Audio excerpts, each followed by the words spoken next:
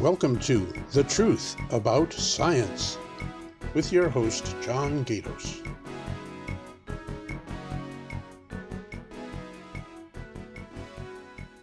Hi, and welcome to The Truth About Science. This is a follow-up episode about Jupiter and Saturn. Last night, I went out with my telescope, and I got to see both of them. It's impossible to show the size of the planets, the distance from the Sun, and their positions all in one chart. This first chart shows the size of the planets in relation to each other. Jupiter and Saturn are the two largest planets. Look how small the Earth is compared to Jupiter and Saturn. This next chart shows the distances of the planets from the Sun. If we tried to show you the size of the planets on this chart, you wouldn't even see them. This chart shows the position of the planets in relation to the Sun. In the lower left corner, you can see the phases of the Moon, and you can also see the Moon going around the Earth.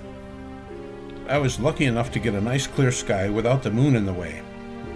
During Saturn's 29-year orbit, the rings tilt through all of these phases. Luckily, right now, the rings are tilted toward us very well.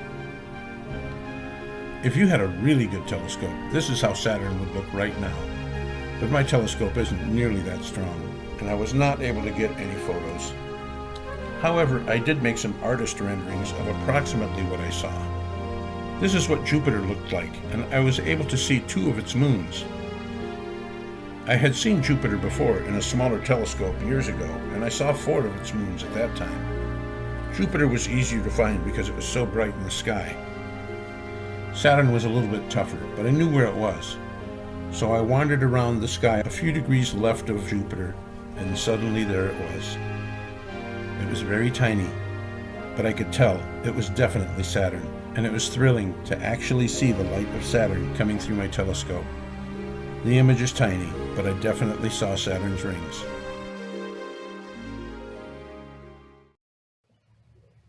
It was pretty amazing to be able to go out and see those planets through a telescope. And to see Saturn for the first time in my life, well, that was pretty amazing. It's not too late. We've still got time to go out and see those during the summer. And next year we'll be able to see them again. But right now is prime time. So if you've got the opportunity to go out and see them, I would suggest you do. It's really a lot of fun. And thank you for watching The Truth About Science.